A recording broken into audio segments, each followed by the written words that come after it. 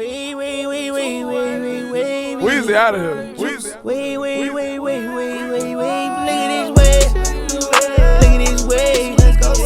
Real highway. It's a real way. Baby, look at this way. Hey y'all, we're back again with another video. Today we have the official top 10 small forwards list by Hoop Reference. We did check out the shooting guards, we did check out the point guards, and we just haven't got to shooting guards. The small forwards. It's been a while. Trying to get back on the videos for you guys, so we're gonna hop right into it. Hoop Reference, let's go. Week here on the channel after having gotten started on Monday. Here on the channel, we go through every position and we rank the top 10 players at each spot, along with identifying a few honorable mentions that just missed the cut. For sure. And we do this twice per year because as new information and data. And most of the training camp just started up. We just passed by some of the media days, so if we will probably talk about some of that stuff as well. Maybe throughout this video, maybe throughout the rest of the rankings through the positions. So let's keep presents going. itself, it's always important to take into account and update accordingly. One update comes midway through the season, and the other update comes during the off-season when the season is over, which is the one that we're doing right now. So far, we've gone through the point guards and the shooting guards already, so if you missed those videos, be sure to go watch them after you watch this one. But now we'll be moving on to the small forward position, which is definitely one of the strongest spots in the league. Before we start, though, make sure to like the video and subscribe to the channel. It's definitely top heavy. Very much appreciated. Once you get to like that top 6, you like, no, it's tough. Starting things off with the honorable mentions that just missed the cut. The players in this category are Michael Porter Jr., Mikal Bridges, Saddiq Bey, and Bojan Bogdanovic. Michael Porter Jr. was on a quickly rising trajectory until he reactivated. I hope he has a big season coming up, but I don't expect crazy much, to be honest. And now we have to be much more cautious with what we expect from him. At full strength, he might be around that. I think he's going to be around that 15 points per game again. But we can't maybe more than that. Question marks. Mikal Bridges is the ideal modern 3-and-D player who finished as a finalist for the Defensive Player of the Year award this past season and provides tremendous value in an off-ball role. Bojan Bogdanovic is always one of the more unheralded players at the position, but year in and year out, he provides personally, I think I would have Mikal Bridges in mind. Is someone emerging on a Pistons team that doesn't get much attention, but he's a strong two-way player that can score in bunches when he gets hot. All right, now to start things off at number 10 and work our way up to that number 1 spot, we have RJ Barrett of the New York Knicks. RJ Barrett had a better year. He's been improving every year, but scorer every year through 3 seasons, and he's coming off. This season was kind of the 20-point per game mark. He also does so while being matched up defensively with the opposing team's best perimeter player. I just think he just needs to be once again better defensively. Just keep getting better there.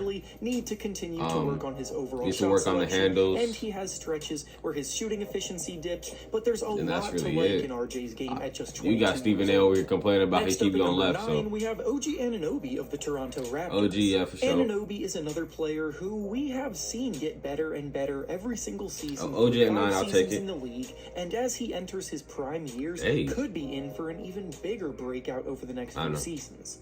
Injuries have held him off of the court for a decent chunk of each of the last 2 seasons, which is one of the biggest disappointments here. For me, the Raptors, the only thing I'm watching them for is for Scottie.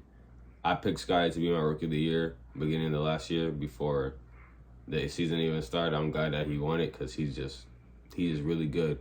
If he gets to that all-star level, I think the Raptors really do have to build something around him. And he looks like a loyal guy, though. I don't really see Scottie going anywhere else, but because he's been shown so much love in Toronto. But I don't know. It's only his second year. Let me not talk about him going anywhere. Overall, he's an incredibly balanced producer on both ends of the floor.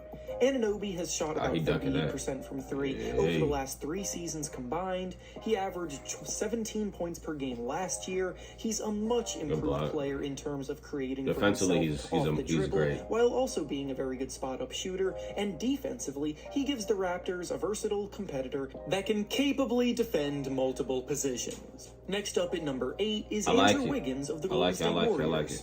There was arguably no greater turnaround in terms of how they were viewed by the average basketball fan than Andrew Wiggins in the past Andrew year. Wiggins has that, Throughout though. most of his career, That was a he's crazy. been an He had a beautiful inefficient year. shot-chucking ISO scorer Andrew Wiggins that did his didn't thing this play year for much sure. defense and forced things too much, and now I'm trying to he's see who they have essentially over the him, though. ideal two-way wing that plays his. Who would they have over Andrew Wiggins after the run he had this year? Being named an All-Star starter. Not saying that he should have been an All-Star starter. I still think he should have been on the reserves list.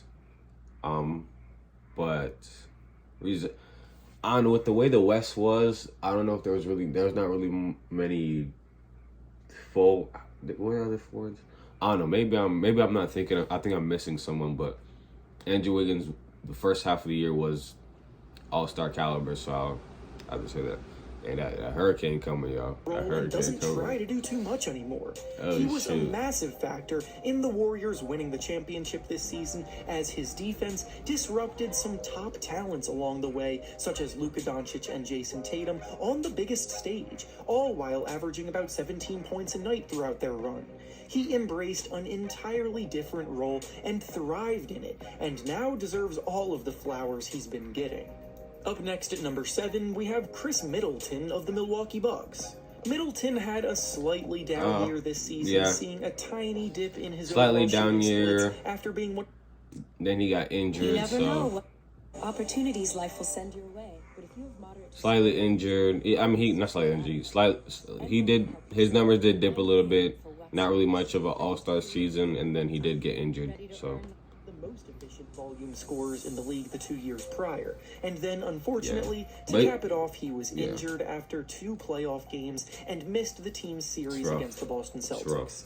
After playing a huge role in the Bucks taking home the title 2 seasons ago, his absence proved how important he is to the success of the team. He's very- and when he's back at full he's the strength, key to it. the Bucks should once again be back in title contention. That's Giannis Robin right Next there. up at So number 6, we have Brandon Number Ingram 6, of the New Brandon Orleans Ingram. Pelicans. Ingram got his first taste of playoff Who do they have basketball this over him? season, That's and my he question. definitely impressed and made the most of it on the big stage. I gotta see this. In their series against the Phoenix Suns, Ingram averaged 27 points and 6 I don't like how some people are underrating Brandon Ingram's impact, and his just play. Yes, his defense has gone down since he's been on the Lakers, but he's still versatile in terms of like positioning, so he can be a versatile defender still. He can play that shooting guard, he can play that small forward spot, so that's good for him. Shooting over anyone, he still has that KD comparison, because when he's hot and when he's moving for real, he'll shoot over anyone. And then mid-range assassin, athletic, and even when Zion was playing on the team, Zion's their best player. But you can still kind of argue that Brandon Ingram is better than him, because when it comes to the closing, I don't know if I can argue that. Let me stop. That's a discussion for another day. I think the Pelicans are gonna do great this year. I think personally I might have Brandon Ingram in that 5 spot. I have to see who they put over him. But let's keep going. assists per game, while I might put him 38% at from 5. the field and I might put him at 5. 41% from 3, including 3 straight games of scoring at least 30 or more points. His court vision and overall playmaking has come a long way, and it helps him produce as a primary ball They missed handler that Lonzo, while though. still That using Lonzo his length connection was to beautiful. comfortably shoot over defenders and finish through contact. I think Ingram could be in for a massive season next year, now that the team is poised for a playoff run. All-Star. Next up at number 5, we have DeMar DeRozan of the Number Chicago 5. Bulls. DeRozan proved everybody wrong last year when he signed with the Bulls and had his best ever season as a pro to date. I'll say this, because the ESPN rankings came out. I did see they put DeMar and Zach LaVine right next to each other, and they put Zach LaVine one spot better than DeMar. I hope it was just a typo, because DeMar was legit All-NBA. Zach LaVine was on none of the All-NBAs. DeMar was an All-Star. I don't think Zach, let me not say it too early, but I don't think Zach LaVine made an All-Star team this year. And in the playoffs, things were different. I know Zach LaVine shot really well this year, but I'm not. There were periods where he was in the MVP. I need to see who's above DeMar to conversation. He say averaged a to see career-high that, 28 points but per game, and his presence played a huge I think with DeMar part being in here, the then Bulls ending their Ingram where playoff his spot is, it makes sense. The playoffs were another story, which has been a recurring theme in his career. And even though he did have one 41-point performance in the playoffs, in the rest of the series, he scored below 20 points in 3 of the 4 remaining games. He's an incredibly talented wing that comes with some unfortunate lows, combined with his impressive highs. Hence why he's in the middle of the pack. Up next at number 4, we have Kawhi Leonard of the Los Angeles Clippers. Leonard missed the entire season last year, so he was very tough to try to rank. Obviously, when he's healthy, he has proven that he is better than a few players ranked above him on this list at the moment, as a multiple-time NBA champion and Finals MVP. But until we see how he performs post-injury, I can't feel good. That's why I keep saying to the homies, y'all. Yes, Kawhi is an amazing player, and he's that top 5 type of player. But until we see him come back, he's been gone for so long. Like, yes, last time he played, he was at that elite level, but there's been other guys been getting better. You have Jokic over here winning 2 MVPs. Joel also becoming that runner-up. Kind of been probably lost. What kind of was stolen, like got one of his MVP stolen from him by Jokic one of those years. So you could say both those guys, 2 MVPs, ascending that were already in that top 10 spot, top 10 area, ascending to like that top 5 type of talent. So I don't know. Any higher than number 4. Let me see. Next up at number 3, we have Jason Tatum of the Boston Celtics. Tatum had an incredibly up-and-down season last year as it started off, being one of his worst and least efficient of his career. Then midway through the season, he started to turn his play around, and as a result, the Celtics started to take off too. He's the number 1 option for the team that made it all the way to the NBA Finals, and without question, what position is one was of the Jimmy best Butler? rising scoring talents in the NBA, but he still has a tendency to settle for some Jimmy Butler bad shooting shots guard? at inopportune moments, I think so. and those struggles held the team back against the Warriors in the Finals. If Kawhi Leonard was healthy, I probably would have put Kawhi over Tatum, and I still feel as though these next 2 players I'm about to discuss are also better, despite their upsetting team success for this past season. That brings me to number 2 on this list. I thought Kevin was listed at power.